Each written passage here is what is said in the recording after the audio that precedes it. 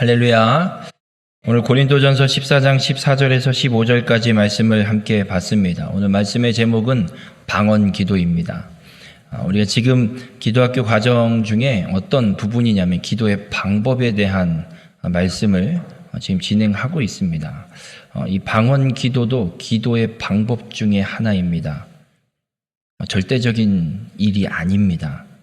방법은 하나의 수단일 뿐이지 그 방법을 못한다고 해서 그 방법을 하지 못한다고 해서 뭔가 나의 믿음과 구원에 의심을 갖지 마시길 바랍니다.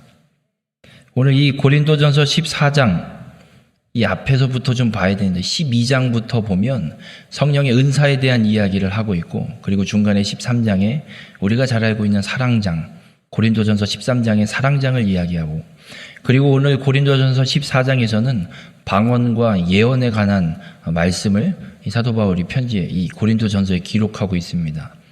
왜 은사를 이야기하고 그 은사의 방언과 예언을 이야기하는 그 가운데에 사랑장을 떡하니 갖다 집어넣어놨습니다. 이유가 있습니다. 오늘 이 말씀을 통해서 우리 모든 성도님들의 삶이 더 큰 은사를 사모하고, 그리고 성령의 은사로 교회의 덕을 온전히 세워갈 수 있는 그냥 축복의 삶이 되길 주님의 이름으로 축원합니다. 이 방언이라는 말, 저는 하나인 줄 알았습니다. 성경에 나오는 방언은 한 단어인 줄 알았습니다. 오늘 이 말씀을 준비하면서 찾아봤는데 구약에는 몇 구절 나오지 않고요. 신약에는 한 30몇 구절에 이 방언이라는 단어가 우리나라 말로 방언으로 번역되어 있는 구절이 나오는데, 이 신약 성경에 이 방언은 두 가지 단어를 사용하고 있습니다. 하나는 사도행전 2장 6절과 8절에 기록하고 있는 말, 언어, 우리나라 말 하듯이 한국어, 영어, 프랑스어 이렇게 이야기하듯이 언어라는 뜻을 갖고 있는 말로 표현되는 단어인데, 이 단어가 갖고 있는 뜻은 어느 단어에서 유래가 됐냐면 토의하다, 말하다, 설교하다라는 단어에서 유래되었습니다. 그래서 오순절날 사도들이, 예수님의 제자들이 성령 강림을 받고 성령 충만함을 받고 가서 각 나라의 방언, 족속의 방언으로 말했다는 얘기는 알 수 없는 말을 한 것이 아니라 그 당시 그 지역에서 사용하고 있는 언어로 설교한 겁니다. 그래서 이 사도행전 2장 6절과 8절에는 이 단어를 사용하고 있고요. 다른 하나는 오늘 본문의 고린도전서 12장부터 14장에 나오는 방언, 또 마가복음 16장 17절에도 기록하고 있는 이 방언은, 계시록에도 쭉 나오고 있는 이 방언은 어떤 단어이냐면 혀, 말, 알아들을 수 없는 주절거림, 하늘의 언어라는 뜻을 갖고 있는 헬라어 단어를 사용하고 있습니다. 그래서 이 사도행전 2장 6절과 8절을 제외하고 나오는 방언으로 우리 개역개정에 기록되어 있는 신약 성경에 나오는 방언은 그냥 방언 기도라고 보시면 됩니다. 근데 한 구절, 이 사도행전 14장 11절에는 여기는 방언으로 우리 성경에는 기록이 되어 있는데 헬라어에는 방언이라는 말 자체가 없습니다.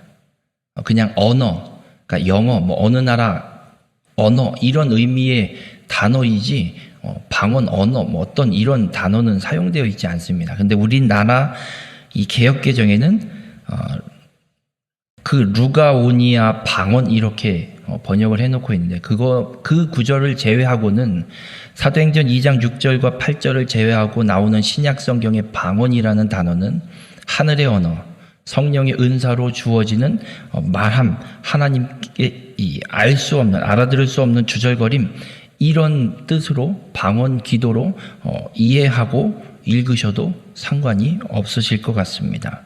그렇게 이 오늘 본문에 말씀하고 있는 방언, 이건 하늘의 언어로 하나님께서 성령을 통해 우리에게 주시는 은사입니다. 여러분, 은사는 선물입니다. 여쭤보겠습니다. 선물은 받을 수도 있고 못 받을 수도 있지요. 선물은 꼭 받아야 되는 겁니까? 선물을 꼭 받고 싶어서 생일을 막 떠들고 다니는 사람도 있습니다. 내 생일이 언젠데 선물 안 주세요. 이렇게. 근데 우리가 한 가지 착각하면 안 됩니다. 선물은 누가 주는 겁니까? 받는 사람이 요구해서 주는 겁니까? 받는 겁니까? 주고 싶은 사람이 주고 싶어서 받는 겁니까? 안 줄 수도 있습니다.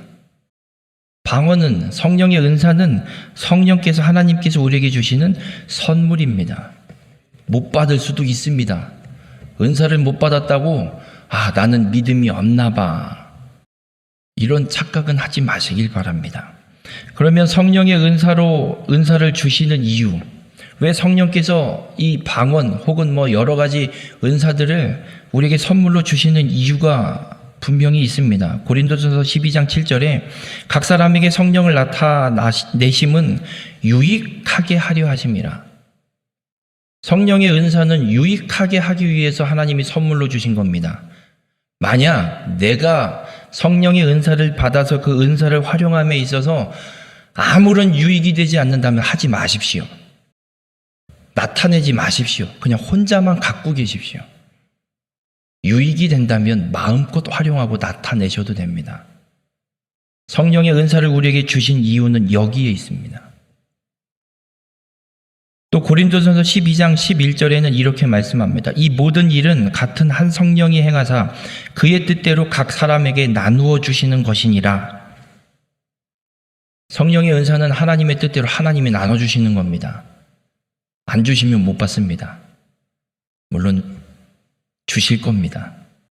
근데 안 주시면 못 받습니다. 성령의 은사가 우리의 구원의 결정에 영향을 끼치지 않는다는 이야기입니다.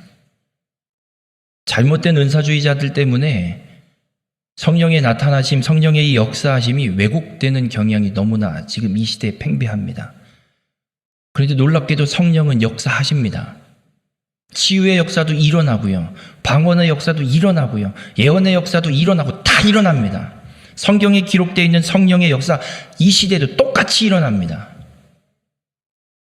그런데 잘못된 은사주의자들 때문에 그 은사의 나타남이 오히려 의심을 받게 되는 안타까운 일이 일어나기도 합니다. 오늘 바울은 이 성령의 은사에 대한 이야기를 고린도전서 12장에 쭉 이야기하고 12장 31절 마지막에 바울은 이렇게 권면합니다. 너희는 더욱 큰 은사를 사모하라. 우리 모든 성도님들 더 큰 은사를 사모하시길 바랍니다. 교회에 유익이 되게 하는 큰 은사를 사모하시길 주님의 이름으로 축원합니다. 성령의 은사를 받으셔서 유익이 되게 하는 일에 쓰임받고 그 일을 감당하는 우리 모든 성도님들이 되시길 주님의 이름으로 축원합니다. 이 은사에 대해서 말씀하고 더 큰 은사를 사모하라고 이야기하고 고린도전서 13장에서 사랑에 대한 이야기를 합니다. 13장 13절에 믿음, 소망, 사랑 이 세 가지는 항상 있을 것인데 그 중에 제일은 사랑이라. 왜 믿음, 소망, 사랑 이 세 가지 중에 제일은 사랑일까? 여러분, 믿음은 예수 그리스도께서 재림하실 때 확인하십니다. 그리스도께서 재림하셔서 세상에서 믿음을 찾아보십니다. 믿음이 있는 자를 하나님의 나라로 들이십니다. 그리스도께서 재림하셔서 세상이 끝나고 믿는 자들이, 구원받은 자들이 하나님의 나라에 들어가면 더 이상 믿음이 필요할까요? 안 필요할까요? 하나님 나라에 들어가서는 믿음 없으면 못 들어오는 곳인데 믿음은 그냥 기본, 믿음이 있냐 없냐를 따질 이유도 없는 상황이 됩니다. 또 소망은 우리가 하나님 나라의 소망을 품고 살아갑니다. 그리스도께서 재림하셔서 하나님 나라에 들어가면 그 소망이 성취되었죠. 하나님 나라에 대한 소망을, 하나님 나라에 들어가 있는데 하나님 나라에 대한 소망을 갖고 있을 필요가 있습니까? 없죠. 근데 사랑은 하나님 나라에서 하나님을 찬양하고 하나님을 경배하고 그 삶을 살아가는 데 있어서 하나님의 사랑은 그 나라에서도 영원히 존재합니다. 그래서 믿음, 소망, 사랑 이 세 것은 항상 있을진데 그 중에 제일은 사랑입니다. 그러면서 고린도전서 14장 1절에 넘어오면 사도 바울이 이렇게 이야기를 합니다. 사랑을 추구하며 신령한 것들을 사모하라. 여러분, 사랑이 없는 신앙의 행위는 아무것도 아닙니다. 우리가 새벽에 나와서 기도하죠. 절간을 가보십시오. 108배 하면서 기도합니다. 그들도 기도합니다. 108배를 하면서 기도합니다. 108배가 얼마나 힘들 줄 아십니까?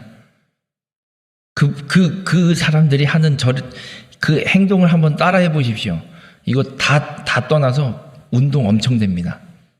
온몸이 운동이 됩니다. 그 자세 그대로 108번을 하는 게 엄청나게 힘이 듭니다. 우리는요, 편안하게 앉아서 기도하죠. 그냥 기도의 강도를 보자면 우리보다 그들이 더 셀지도 모르겠습니다. 그런데 절간에서 하는 108배 기도는 아무짝에도 쓸모없습니다. 왜냐하면 하나님의 사랑이 없기 때문에. 성령의 은사가 나타남에 있어서 하나님의 사랑이 없으면 아무것도 아닙니다. 바울은 오늘 우리에게 분명하게 이야기합니다. 신령한 것들을 사모하는데 그냥 사모하는 것이 아니라 사랑을 추구하면서, 하나님의 사랑이 없이 하라는 것이 아니라 하나님의 사랑을 추구하면서 더 큰 은사를 사모하라고 우리에게 말씀하고 있습니다. 우리 모든 성도님들, 하나님의 사랑으로 은사를 사모하시고 하나님께서 성령을 통해 우리에게 주신 은사를 하나님의 사랑으로 활용하시길 바랍니다. 그래서 우리 교회에 유익이 되고 하나님 나라에 유익이 되고 하나님의 계획을 이루어가는 일에 쓰임받는 귀한 축복의 삶이 되시길 주님의 이름으로 축원합니다. 바울은 은사를 사모하라 그러면서 오늘 예언과 방언에 대한 이야기를 이 고린도전서 14장에서 이야기를 합니다. 예언과 방언은 도대체 어떤 차이가 있는가? 예언하는 자는 사람에게 말하여 덕을 세우며 권면하며 위로하는 것이다 라고 고린도전서 14장 3절에 이야기합니다.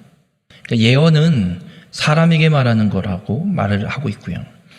14장 2절에는 방언을 말하는 자는 사람에게 하지 아니하고 하나님께 하나니 이는 알아듣는 자가 없고 영으로 비밀을 말함이라.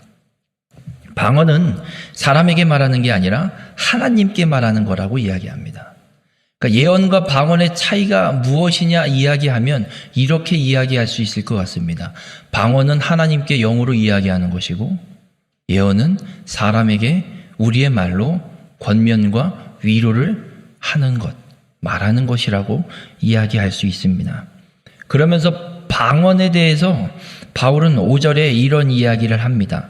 나는 너희가 다 방언 말하기를 원하나. 고린도 교회 성도들을 향해서 성도들이 모두가 방언으로 하나님 앞에 말하기를 원한다고 이야기합니다. 그러나 특별히 예언하기를 원한다 이야기합니다. 만일 방언을 말하는 자가 통역하여 교회의 덕을 세우지 아니하면 예언하는 자만 못하니라 라고 이야기합니다. 방언으로 말하는 건 하나님과 하나님께 영으로 이야기하는 것이기에 통역하지 않으면 다른 사람들이 알 수 없습니다. 무슨 말인지 못 알아듣습니다. 통역의 은사, 통변의 은사가 있으면 방언을 듣고 그 방언을 성령께서 통변해 주셔서 이게 무슨 말을 하고 있고 하나님께 무슨 기도를 하고 있는지를 알게 해서 서로 권면하고 위로하고 하나님 앞에 그 교회의 덕을 세워가는 일을 하기를 원한다라고 바울은 이야기를 하고 있습니다. 한마디로 예언이 됐든 방언이 됐든 어떤 기도가 됐든 교회의 덕을 세우기 위한 기도를 해야 됨을 우리에게 말씀해주고 있습니다. 우리 모든 성도님들, 우리가 지금 기도하고 있습니다. 기도하는 이유 중에 하나가 무엇이냐면 오늘 바울은 우리에게 이야기합니다. 교회의 덕을 세우는 것, 유익이 되기 위해서. 물론 각자 개인의 기도가 있습니다. 지금 내가 당면에 있는 문제 때문에 하나님 앞에 부르짖는 기도도 있습니다. 그러나 성경은 우리에게 말씀합니다. 우리가 기도하는 것, 교회 유익이 되기 위한 기도를 하라고 분명하게 말씀하고 있습니다. 우리가 입원해 있고 건강상의 문제로 교회에 나오지 못하는 성도님들을 위해서 함께 끊임없이 기도하는 이유가 바로 여기에 있습니다. 교회의 덕이 되기 위해, 유익이 되기 위해 우리 모든 성도님들 교회의 덕을 세우는 기도하는 자가 되시길 주님의 이름으로 간절히 부탁을 드립니다. 그럼 방언 기도는 어떤 기도일까? 오늘 본문 14절에 이런 이야기를 합니다. 방언으로 기도하면 나의 영이 기도하거니와 나의 마음은 열매를 맺지 못하리라. 방언 기도는 영으로만 드리는 기도라 이야기합니다. 그래서 나의 마음은 열매를 맺지 못한다 이야기합니다. 나의 마음은 그냥 이렇게 생각하시면 나의 이성이라고 생각하시면 됩니다. 그러니까 방언으로 기도하는 건 내 영이 하나님 앞에 직접 하나님께 기도하는 거기 때문에 내 이성으로는 이해하지 못합니다. 그래서 내 이성으로는 무엇인가 열매를 맺지 못한다라고 이야기를 합니다. 그래서 어떻게 해야 될까? 방언으로 기도하면 내 이성은 알지 못하고 도대체 내가 무슨 기도를 했는지 알지도 못하는 기도인데 그러면 어떻게 해야 할까? 그래서 15절에 이렇게 이야기합니다. 내가 영으로 기도하고 또 마음으로 기도하며 내가 영으로 찬송하고 또 마음으로 찬송하리라. 영적인 명목 아래 이루어지는 기도와 찬송이 교회의 전체 유익과 분리되어서는 안 된다고 사도 바울은 분명히 이야기합니다. 방언으로 기도하지 말라는 건가? 하십시오. 방언으로 기도하십시오. 하시고 그것만 주장하진 마십시오. 교회 전체의 유익이 되는 기도로 나아가시길 주님의 이름으로 축원합니다. 우리가 기도하는 가운데 교회의 덕을 세우는 기도자가 되시길 바랍니다. 기도하시고 다른 사람에게 함부로 이야기하지 마십시오. 내가 기도해봤는데 당신 이렇게 해야 될 것 같아. 네, 하나님이 말씀하라고 강권적으로 이야기할 때도 있습니다. 이야기하기 전에 점검하십시오. 교회의 덕이 되는가 되지 않는가. 내가 방언으로 기도해봤더니 이런 것 같아, 이렇게 해야 될 것 같아. 당신은 그것이 교회의 덕이 되는지 그분에게 덕이 되는지 유익이 되는지 점검하고 하십시오. 여러분, 우리가 기도하는 것, 우리에게 하나님께서 끊임없이 기도하게 하시는 것, 내가 기도하는 자라고 권위를 나타내기 위해서가 아니라, 내가 능력이 있고 은사를 받은 걸 나타내기 위해서가 아니라, 하나님이 계획하신 일을 이루기 위해서, 하나님께서 세우신 교회 이 공동체가 하나님의 일을 이루어가는 일에 유익이 되게 하기 위해서 기도하게 하시는 겁니다. 바라기는 우리 교회가 하나님의 일을 이루어가는 일에 유익이 되게 하는 기도를 하는 공동체가 되길 주님의 이름으로 축원합니다. 성령께서 우리에게 역사하고 계십니다. 내주하시면서 우리 안에 일하고 계십니다. 우리로 하여금 끊임없이 기도하게 하십니다. 우리 모든 성도님들이 성령의 은사를 받아서 하나님의 일에 유익이 되는 기도하는 기도의 용사가 되시기를 주님의 이름으로 축원합니다. 방언 기도는 기도의 한 방법입니다. 절대적인 기도의 방법이 아닙니다. 기도의 한 방법입니다. 성령께서 우리에게 선물로 주시는 은사입니다. 내가 방언을 못한다고 해서 낙심하지 마십시오. 방언으로 기도하고 싶으시면 사랑을 추구하면서 사모하심으로 하나님 앞에 구하십시오. 하나님, 저에게도 방언의 은사를 주십시오. 기도하십시오. 괜찮습니다. 그러나 못한다고 낙심하진 마십시오. 내가 믿음이 약한가? 의심하지 마십시오. 더 큰 은사를 사모하시는 자가 되시길 바랍니다.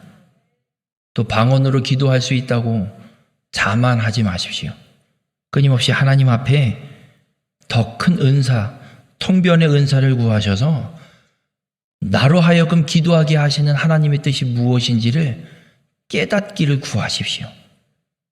그래서 하나님께서 이루어 가시는 일이 무엇인지를 깨닫고 우리 교회 공동체 안에 하나님의 그 일을 이루어가는 일에 유익이 되는 기도자가 되시길 바랍니다.